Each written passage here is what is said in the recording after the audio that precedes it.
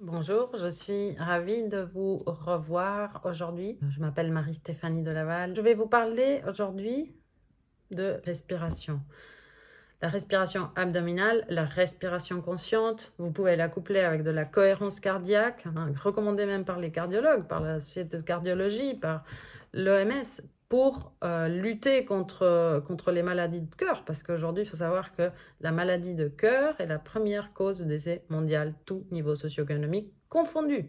C'est important de comprendre l'impact que ça a sur une vie. La respiration. Et c'est pour ça qu'il y a cet essor de mindfulness aussi à travers la respiration consciente. C'est parce que ça nous oblige, ça nous ramène à ici et maintenant. Et en faisant ça, nous reprenons la maîtrise de notre monde intérieur et de notre activité cérébrale. C'est nous qui décidons, on redevient le chef d'orchestre. Voilà, c'est une respiration très simple. Moi, je vous propose aujourd'hui la base. Vous allez poser vos mains sur le ventre. On ne voit pas mon ventre, mais l'idée, c'est que vous posez vos mains sur votre ventre.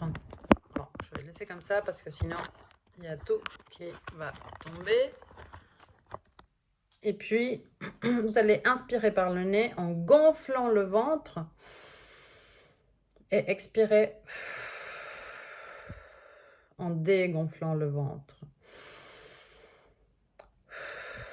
La plupart du temps en séance, quand je propose cet exercice qui est quasi systématique pour n'importe quelle problématique, je me retrouve avec des personnes qui vont faire comme ça en respirant. J'exagère un peu le mouvement, c'est pour vous montrer à quel point la respiration va être haute. Et cette respiration haute va encore accentuer les états d'anxiété. Donc, l'idée, c'est qu'on réussisse, pas du premier coup, mais à son rythme, à passer d'une respiration haute de la cage thoracique à une respiration basse de l'abdomen. C'est pour ça abdominal. Et donc, vous posez vos mains sur le ventre et vous inspirez.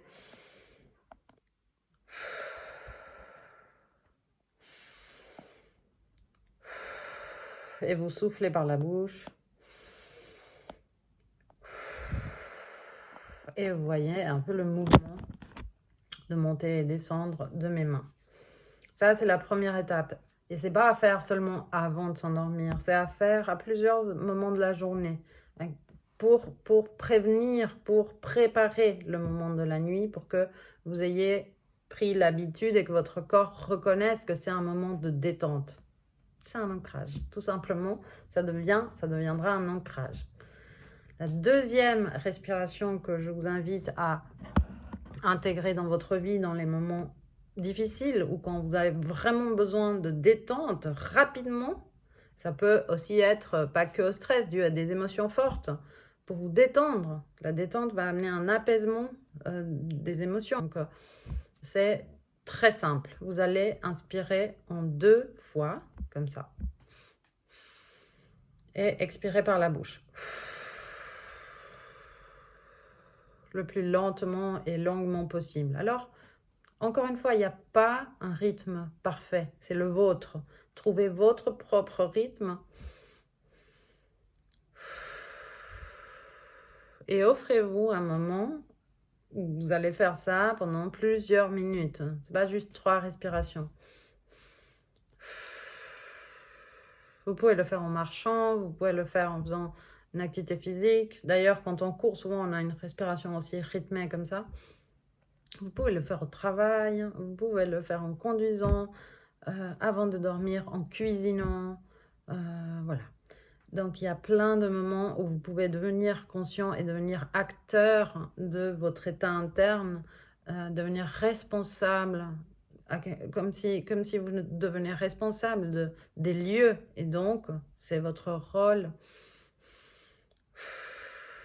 d'utiliser toutes les techniques qui sont à votre disposition pour ramener de la détente et ramener un état d'équilibre harmonieux. Aider en tout cas votre inconscient, vous aidez vous-même, c'est une redondance quasiment, mais vous aidez consciemment votre inconscient à se laisser être dans la détente aussi. Ça fait partie de la vie, vous le savez, vous savez le faire naturellement.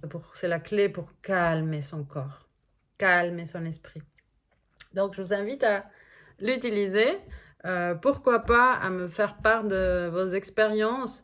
Ça me ferait super plaisir de lire qu'est-ce que ça a fait pour vous, quels ont été les effets que vous avez remarqués, quels sont les changements que vous avez identifiés, qui commencent à apparaître dans votre quotidien. Donc l'idée, c'est de le faire vraiment quotidiennement, plusieurs fois par jour. Bien sûr le soir, mais aussi pendant la journée. Voilà, j'espère que cette vidéo vous a plu. J'ai toujours cette envie de partager, j'ai envie que ces informations soient diffusées au plus grand nombre et c'est la raison pour laquelle j'ai décidé de faire ces vidéos. Donc, si vous avez aimé, abonnez-vous.